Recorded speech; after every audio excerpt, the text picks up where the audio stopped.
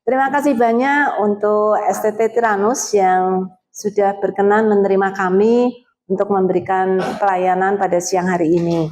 Kami sangat senang karena apa yang kami akan bagikan itu adalah apa yang kami alami, apa yang kami pelajari, dan apa yang kami lihat bagaimana Tuhan memberikan beban ini untuk melihat ke depan.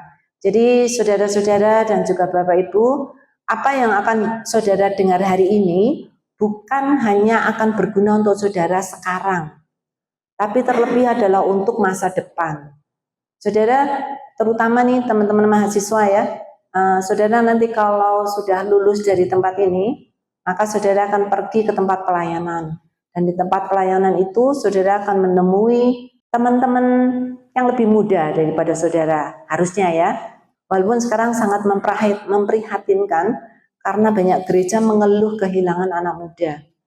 Dan jumlah anak muda di gereja semakin menurun.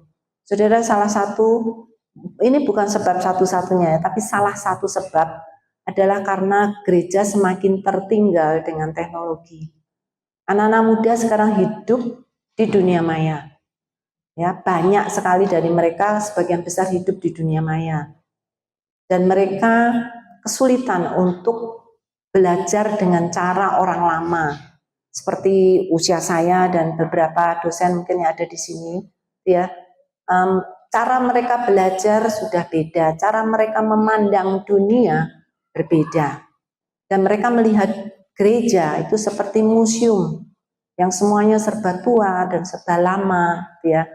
Nah, teman-teman yang ada di sini yang nanti akan selesai dari sini dan saudara pergi ke tempat pelayanan, saudara, apa yang akan saudara dapat ini akan menolong saudara untuk menjadi bekal, melihat dunia yang sekarang ada, gitu ya. Dunia yang sudah berubah, sudah banyak sekali berubah, yaitu dunia digital. Seluruh tatanan hidup yang dulu nyaman dengan klasik non-digital sudah mulai sangat berubah, gitu ya. Apalagi sekarang masuk dunia AI. Karena itu saya sangat berharap apa yang akan saudara terima hari ini simpan baik-baik, doakan baik-baik, minta hikmat Tuhan, supaya ketika nanti saudara keluar dari gereja ini, saudara bisa membawa bekal ini ke gereja dan menolong gereja untuk bertumbuh. Paling tidak untuk mengejar apa yang selama ini sangat ketinggalan. Gereja mungkin kira-kira 20 tahun ketinggalan dalam hal dunia teknologi ya.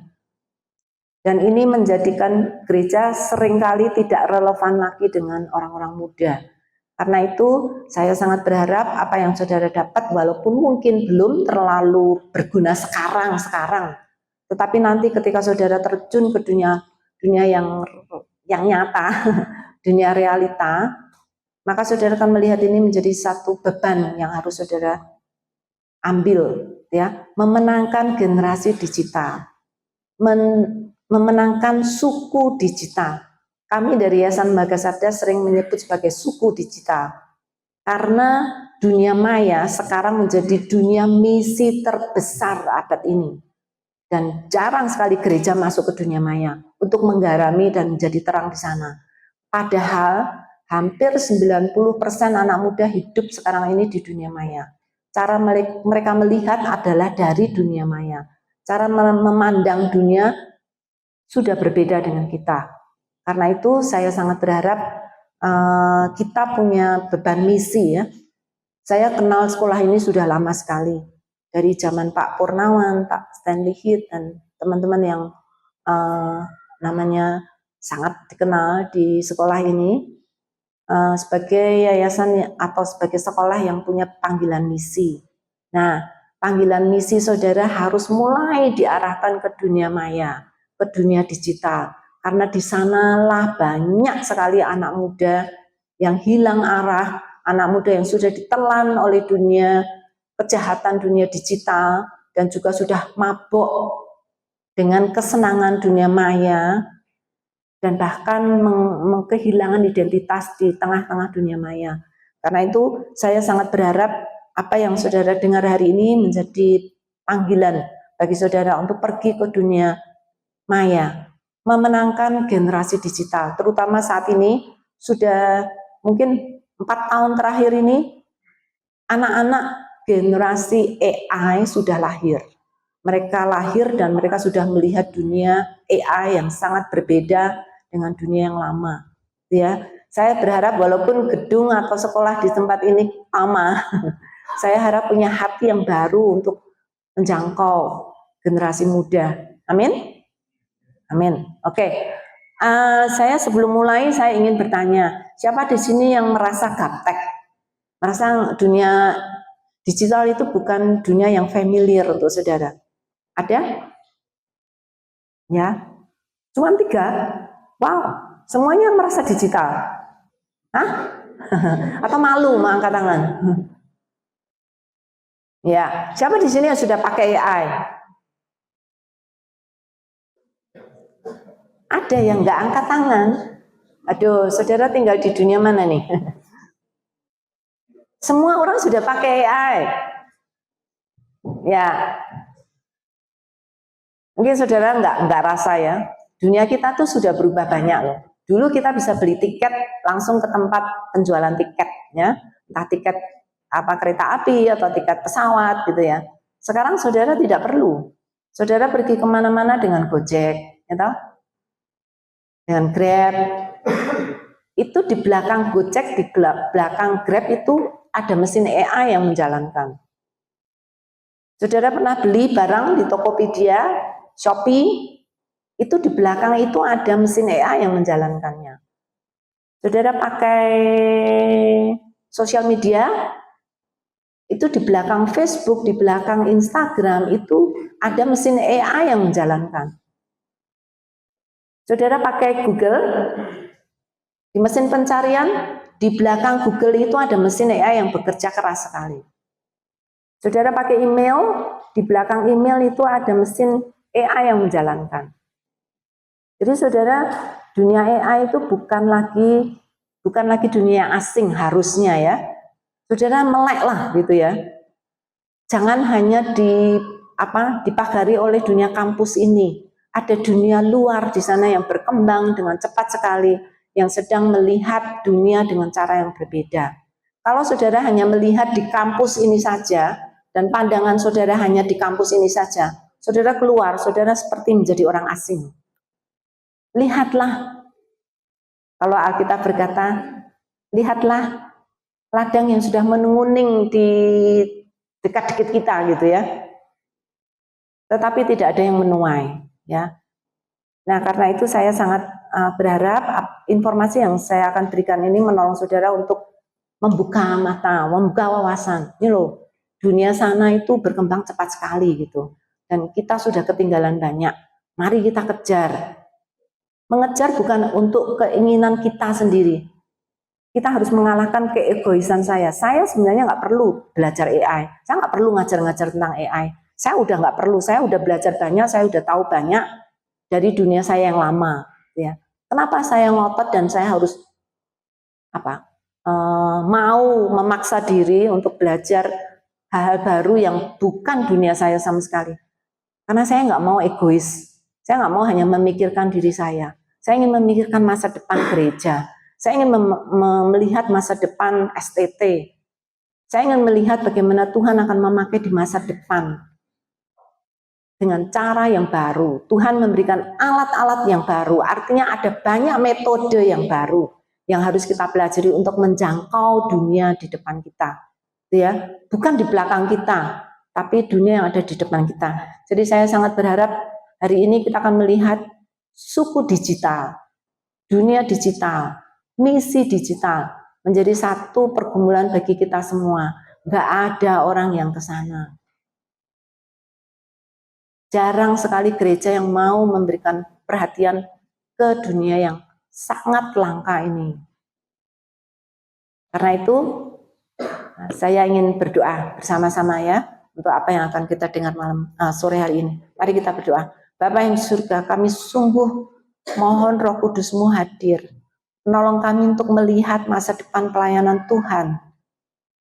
Kiranya kami boleh mengejar di mana Tuhan ada.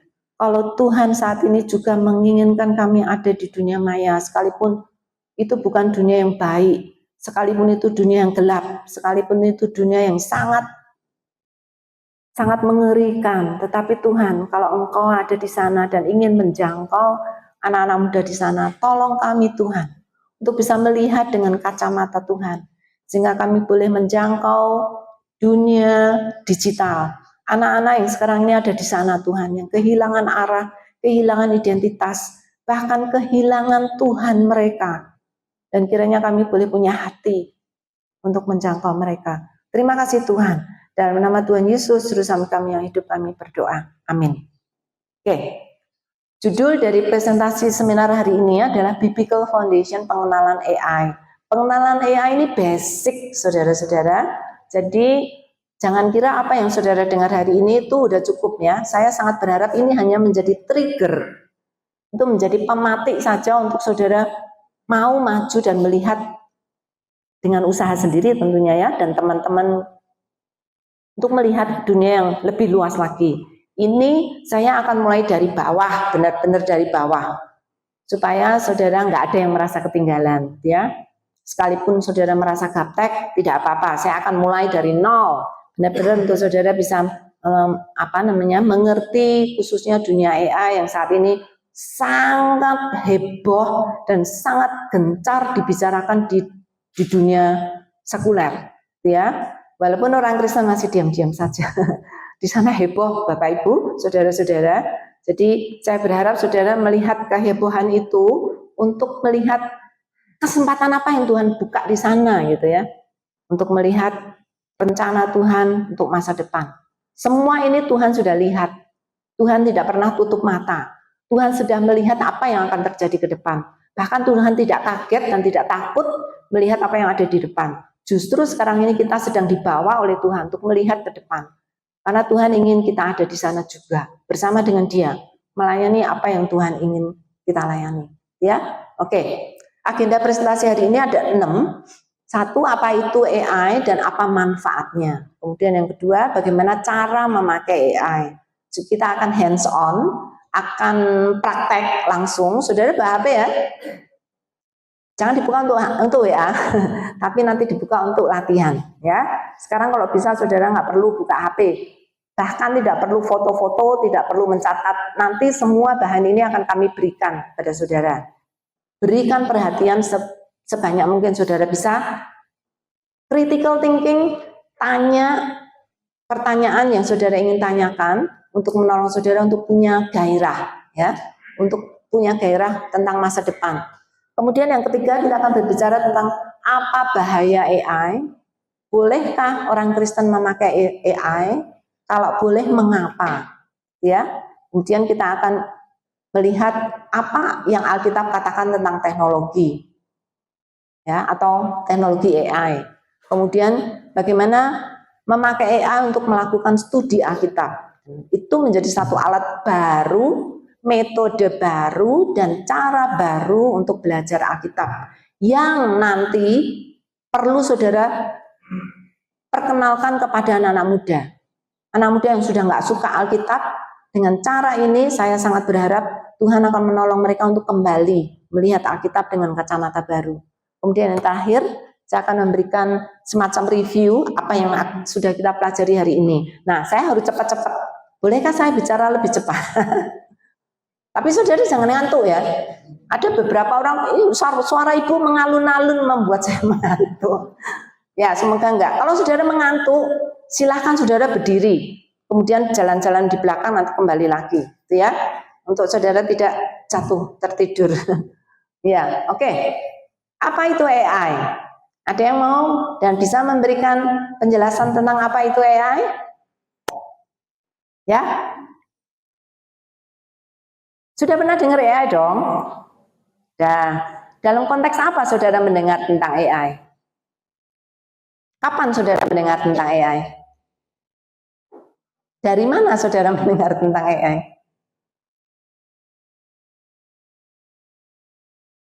Dari mana? Di media sosial. Ada lagi? Dari YouTube. Ada lagi? Ya, dari teman-teman. Ya, Cuman sayangnya mahasiswa tuh senang sekali mendengar kata AI karena membantu tugas saya. Ya, dosen yang pusing gitu ya. Gimana caranya nangkep orang-orang yang pakai AI nih? Nah, mengutip papernya mengutip AI. Itu pertanyaan dosen yang pertama ditanyakan ke kami adalah gimana caranya menangkap mahasiswa yang plagiat. Ya, kami ketawa saja. Oke, anyway, apa itu AI? Oke, saya akan memberikan definisi yang singkat saja supaya saudara mengerti. Saya bukan orang komputer, saya bukan orang IT, jadi sama. Kita juga nggak ngerti. Tapi saya bisa menjelaskan kepada saudara, ya. Oke, apa itu AI? Artificial Intelligence. Artificial Intelligence adalah simulasi kecerdasan manusia dalam mesin komputasi, Nah, saudara, ketika kita membicarakan tentang kecerdasan manusia, human intelligence, kita sering akan berpikir tentang God's intelligence, kecerdasan Allah. Banyak orang membandingkan kecerdasan Allah itu sama nggak sih dengan kecerdasan manusia? Sama nggak? Nggak. Kenapa? Sekarang kita dipertemukan dengan satu lagi jenis intelligence, yaitu artificial intelligence. Nah, ini tiga hal yang berbeda. God's intelligence, kecerdasan atau kecerdasan Allah, dan human intelligence, kecerdasan manusia, dan machine intelligence atau kecerdasan mesin. Tiga hal yang berbeda. Kalau saudara mengatakan kecerdasan Allah beda dengan kecerdasan manusia, saya sangat setuju sekali. Sangat setuju. Berbeda dalam banyak hal, termasuk skillnya. Kebodohan Allah, itu dikatakan Paulus ya, itu masih menjadi kecerdasan manusia ya. Kalau manusia menganggap diri pintar, itu tuh masih menjadi kebodohan bagi Allah karena levelnya tuh jauh. Tapi ada unsur-unsur yang sama ya dari intelijen itu, tapi jelas itu beda skala dan mungkin jelas aja beda jenis karena Allah Maha Tahu, Allah segala-galanya. Sedangkan manusia sangat terbatas, manusia itu ciptaan, Allah pencipta dan manusia ciptaan, sangat beda. Nah, bagaimana dengan human intelligence dan machine intelligence? Ini juga banyak dipertentangkan. Bagaimana nanti kalau AI lebih pintar daripada manusia? Apakah kecerdasan AI itu sama dengan kecerdasan manusia? Sama tidak? Beda. Tidak bisa dibandingkan. Sama ketika saudara membandingkan kecerdasan Allah dengan manusia, beda. Beda jenis bahkan. Ini juga, ini kecerdasan mesin dengan kecerdasan manusia beda. Ya, sangat beda. Jadi tidak perlu dipertentangkan. Kalau mempertentangkan itu hal yang memang punya kesamaan. Ini berbeda, jadi jelas aja berbeda, ya. Jadi ini simulasi tiruan kecerdasan manusia dalam mesin atau komputasi. Yang komputasi mesin yang diprogram, dilatih untuk belajar, berpikir dan memecahkan masalah sendiri. Nah, ini yang menjadi perbedaan ya antara teknologi sebelumnya dengan teknologi AI. Teknologi yang lama itu nggak bisa belajar. Saudara kalau punya motor itu kan teknologi transportasi ya. Kalau motor itu nabrak, misalnya nabrak tembok, saudara bisa bilang ke motor itu, ih kamu kok nabrak sih? Nggak boleh loh. Sekali ini nabrak ya, besok lagi nggak, besok lagi nggak boleh nabrak, bisa? Sorry. Kayak ada binatang masuk.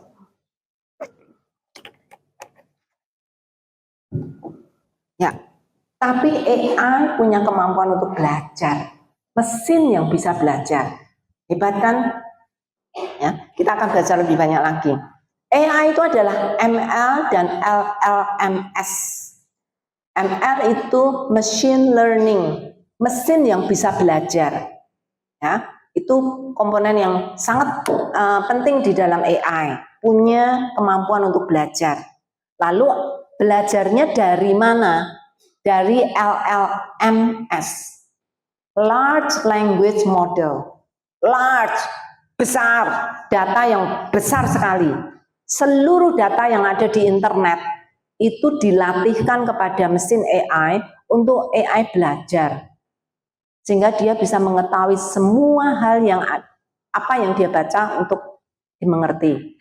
Prosesnya bagaimana saya nggak bisa menjelaskan karena saya bukan ahli AI, tetapi secara prinsip mekanisme mesin ini benar-benar diprogram oleh manusia untuk bisa belajar. Nah, kalau saudara mendengar kata mesin itu kan sepertinya hardware. Ini bukan hardware, ini bukan mesin. Mesin itu kan ada wujudnya ya.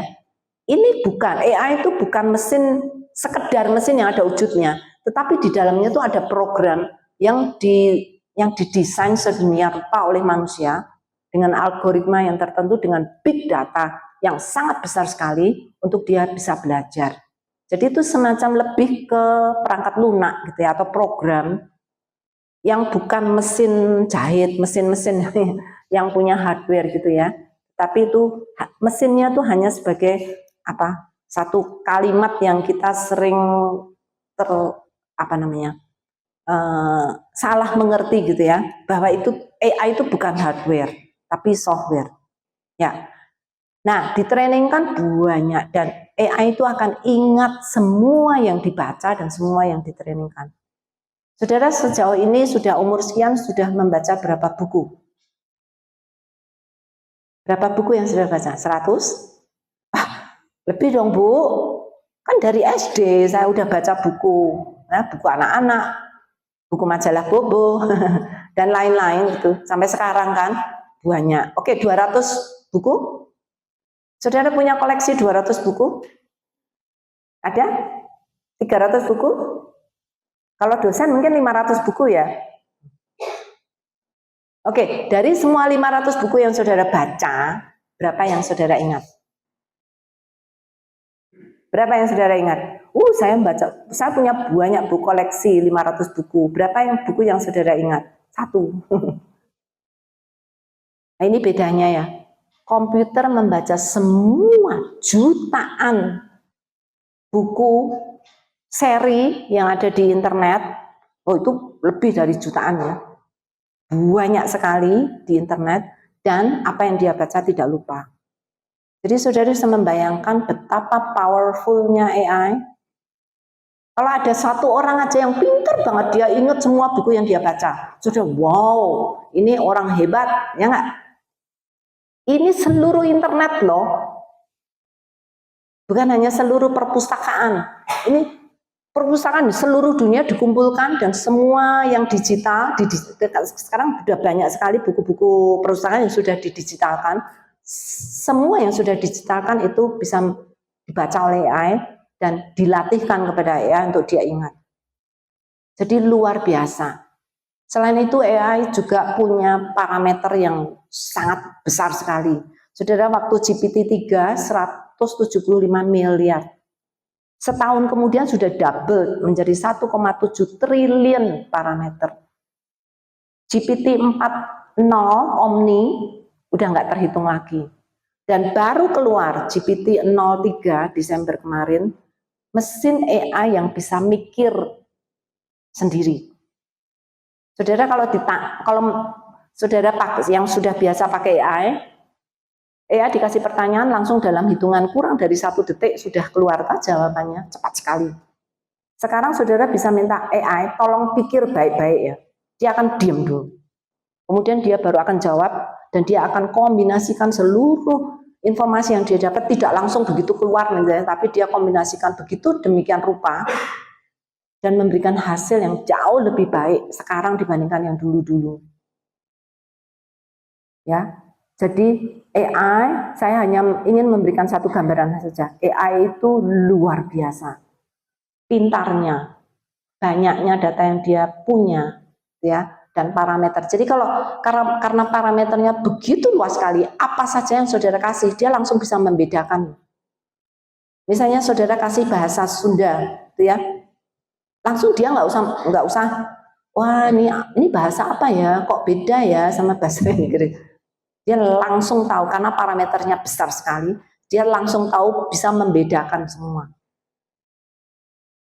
Saudara kasih satu konsep, oke, ini keselamatan versi Mormon, keselamatan versi Reform, keselamatan versi Baptis, versi ini versi Islam, versi Hindu.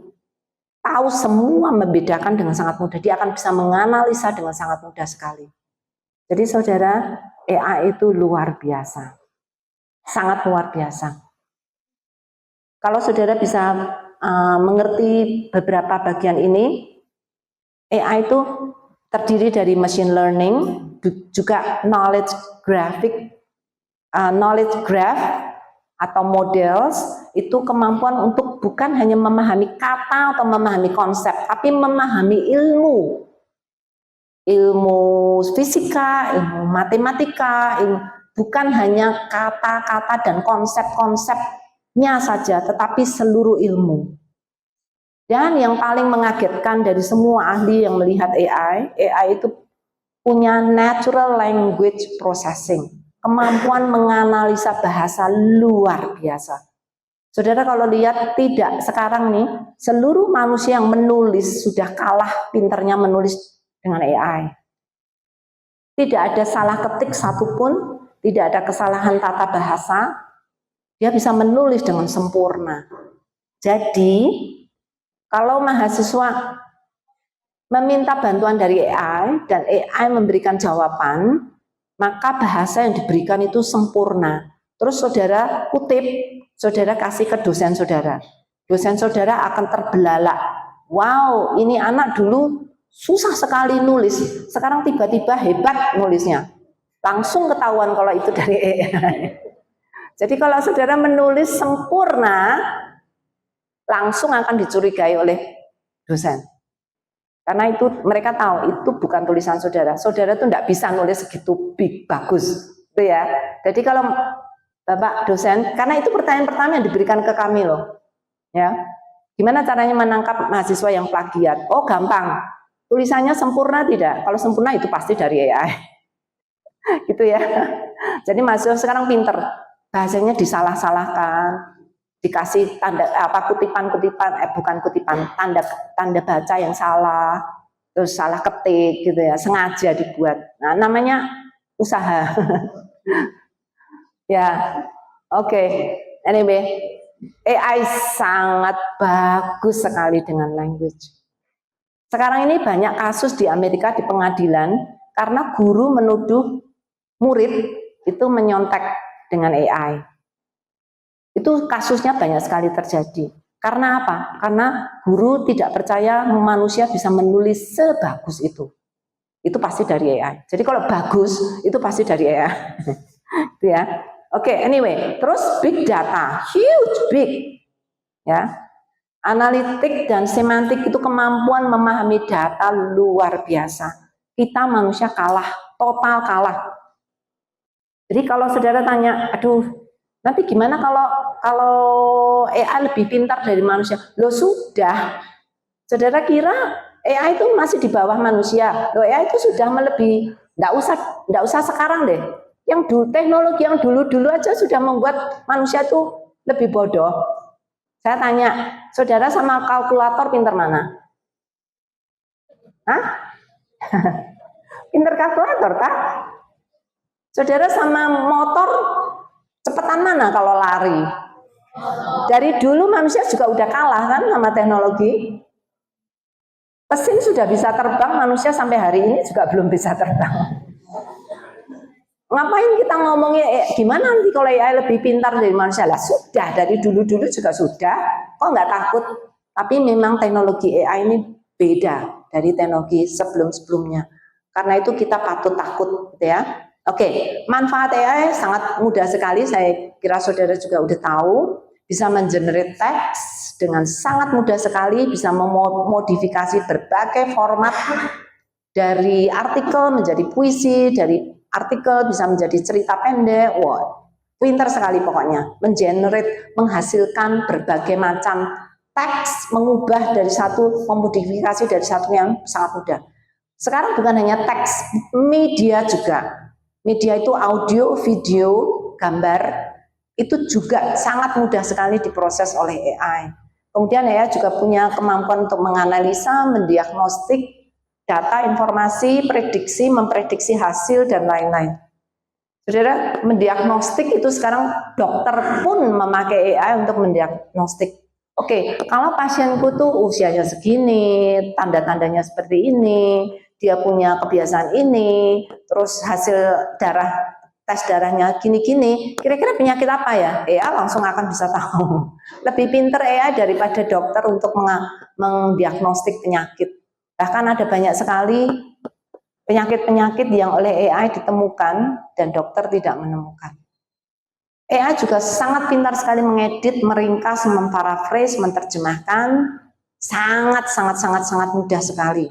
Tulisan apapun yang pernah muncul secara digital di internet itu AI tahu, itu ya, termasuk bahasa kecil. Otomatisasi tugas itu sangat mudah sekali. Saudara punya meeting, saudara tinggal pasang AI untuk menolong seperti Zoom dengan AI Companion, semua rapat tuh kata-kata rapat, ucapan saudara selama rapat itu terekam dengan sangat mudah dan akan mudah sekali dibuatkan transkrip. Bukan hanya transkrip, bahkan akan memberikan analisa dari meeting hari ini, apa saja yang dibicarakan, garis besarnya apa, dan lainnya dalam hitungan detik. File rapat saudara itu bisa digarap oleh AI dengan sangat gampang. Brainstorming itu salah satu kekuatan dari AI. Tolong dong AI berikan, aku punya khotbah seperti ini, masukkan. File khotbah saya masukkan. Tolong dong berikan judul yang menarik, yang catchy, yang menarik anak muda, yang sangat mudah diingat, yang hanya 3 kata saja. Wah, pakai kata-kata modern, langsung dia akan berikan beberapa pilihan. Sangat mudah sekali. Brainstorming solusi, oke, ini ada teman saya ya, itu punya kamar mandi, punya masalah drainage atau saluran air. Dikasih foto, lalu diberikan deskripsi, langsung AI ditanya, ini solusinya gimana, Sob? Solusi 1, kalau ini nanti gini, 2, 3, 4, 5, ya begitu mudahnya. Ya, AI sangat bagus sekali untuk memberikan brainstorming.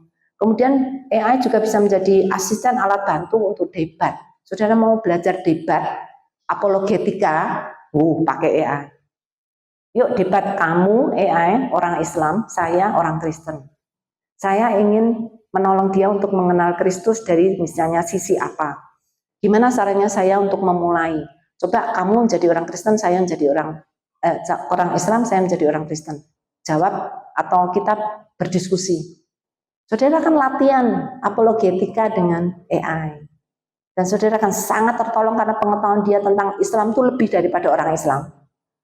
Ya, luar biasa. Jadi saudara jangan diragukan lagi kemampuan AI yang begitu luar biasa. Sekarang mulai pikirkan ya, bagaimana itu berguna bagi pelayanan. Orang dunia sudah memakai AI dengan sangat getol dan menarik keuntungan sebesar-besarnya dari AI. Apa yang dilakukan oleh gereja? Nothing. Apa yang gereja sudah lakukan? Dengan kok punya alat atau punya dosen yang lebih daripada guru besar, ya kan karena pinternya kan sudah dibilang guru besar gitu ya. Sekarang AI itu levelnya tuh udah level PhD loh dalam semua bidang ilmu. Level kepandiannya tuh sudah level PhD. Saudara kalau punya seorang PhD yang luar biasa seperti itu, apa yang saudara lakukan? Saudara punya teman yang pintar luar biasa, terus dia bilang, aku mau bantu kamu. Saudara lakukan apa? Nothing, bingung. Mau nanya apa ya sama dia tahu semuanya. Itu yang saat ini terjadi, saudara-saudara. AI ada di tengah-tengah kita, tapi kita nggak tahu gimana caranya pakai. Seperti saudara itu diberikan mobil, ya, diberikan mobil, dikasih kunci mobil, saudara suruh driving, tak suruh setir, tak pulang mobil ini, tapi saudara nggak punya SIM. Bisa pakai? Mungkin nggak berani pakai ya, kecuali saudara nekat. Apa manfaatnya AI bagi gereja? Banyak. Kalau saudara tadi saya bilang kemampuan AI dan manfaat AI untuk pelayanan jemaat sangat mudah. Membuat jadwal kunjungan untuk dirotasi. Ini jumlah pembesuk ada 50 orang. Misal, jumlah pembesuk 50 orang. Setiap hari ini dan hari ini akan mengunjungi. Dan sekarang ada orang 10 yang akan dikunjungi. Gimana caranya membuat jadwal? Kasih aja ya, nanti dia akan buat dan rapi dan tidak ada yang double ya. Untuk pendeta berkhotbah ya, tapi hati-hati ya, hati-hati.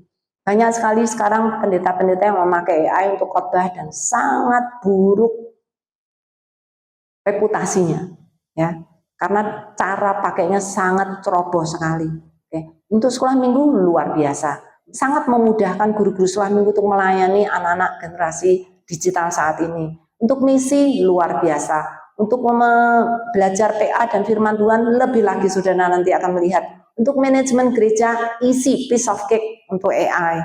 Pelayanan PI, wow, sangat menolong. Pastoral apalagi. Konseling untuk pelayanan penerjemahan Alkitab luar biasa. Sekarang ini sedang ada rapat-rapat luar biasa di seluruh dunia. Orang-orang dari penerjemah Alkitab ke dalam bahasa suku-suku. Dulu itu membayangkan berapa ratus tahun lagi ya.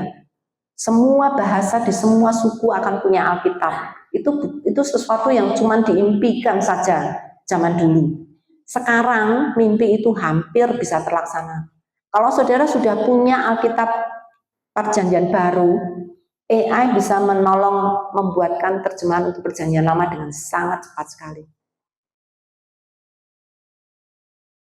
Pelayanan yang dulu sangat sulit untuk dilakukan, sekarang bisa menjadi sangat menolong. Bukan mudah, tapi sangat tertolong. Kalau dulu menerjemahkan Alkitab perlu kira-kira 20 tahun, 25 tahun, untuk satu Alkitab Perjanjian Lama Baru, bahkan ada yang 40 tahun, mungkin sekarang 8 tahun, 5 tahun sudah bisa selesai dengan dibantu oleh AI. Itu kalau bukan Tuhan yang memberikan anugerah, sampai kapan kita akan bisa mengharapkan suku-suku yang kecil-kecil dimanapun saudara ada punya Alkitab? Tidak terbayangkan. Untuk studi Alkitab, sekarang studi Alkitab tidak hanya dimonopoli oleh pendeta dan STT, mahasiswa STT, tapi semua orang awam sekarang bisa untuk belajar Alkitab dengan sangat dalam, dengan sangat akademis, dibantu dengan AI. Untuk ibadah, untuk khotbah, untuk manajemen gereja, penginjilan, Christian education, untuk counseling, pelayanan marketplace, AI sangat ready, sangat siap untuk membantu. Tapi sekarang pertanyaan, siapa yang pakai? Gak ada orang Kristen yang pakai. Dia menganggurin orang pinter. Ya kan? Kalau kita punya alat yang segitu hebatnya, tapi orang Kristen cuma mandang, mau diapain ya? Bahkan belajar pun nggak mau, itu kan kebangetan. Sekarang ini bagi kami ya, Yayasan Lembaga Sabda ya, kami tuh selalu teriak dan berdoa, Tuhan kirimkan lebih banyak pekerjaan banyak, Tuhan banyak sekali. Nggak ada orang Kristen yang mau memberikan hidupnya untuk pelayanan. Sedikit, kalau ada itu istimewa. Tuhan kasih AI. Bagi kami itu salah satu jawaban Tuhan yang luar biasa. Sekarang pekerjaan kami banyak sekali yang dibantu oleh AI, sehingga bisa lebih cepat selesai. Untuk pendidikan, untuk mahasiswa, dosen, kepala administrasi, banyak sekali ya. Saya nggak usah ngomong banyak. Tapi, saudara, AI itu very dangerous. Sangat berbahaya. Memang sangat pintar, tapi sekaligus sangat berbahaya. Saudara percaya? Bahayanya apa coba? Banyak orang melihat hanya positifnya saja ya, atau kebalikannya. Beberapa majelis-majelis itu melihatnya cuma negatif, pokoknya AI itu jelek, AI itu tidak boleh masuk ke gereja, AI itu nanti macam-macam ya. Nah sekarang daripada kita macam-macam, kita akan coba dulu. Saudara akan belajar hands on memakai AI supaya saudara kebayang kenapa sih bahaya. Nah saudara pakai dulu, saudara akan melihat hasilnya. Nanti kalau melihat hasilnya, saudara akan melihat itu tuh benar nggak sih bahaya. Kalau bahaya tuh gimana. Oke, jadi kita akan belajar bagaimana cara memakai AI, dan Yayasan Sabda sudah membuat satu rumus namanya fokus. Itu akan menolong saudara untuk belajar bagaimana berbicara dengan AI dengan baik dan efektif. Ada banyak cara jelek untuk bicara dengan AI sehingga banyak orang disesatkan. Nah, fokus ini akan menolong saudara untuk berbicara dengan AI dengan sangat mudah. Bukan hanya mudah, tapi sangat tepat gitu ya. Agak susah, tapi justru malah sangat tepat gitu ya, supaya saudara tidak disesatkan oleh AI. Siap? Hands on? Ya, saudara Anehe akan menolong kita menjelaskan lebih dahulu tentang fokus, lalu setelah itu kita akan hands on.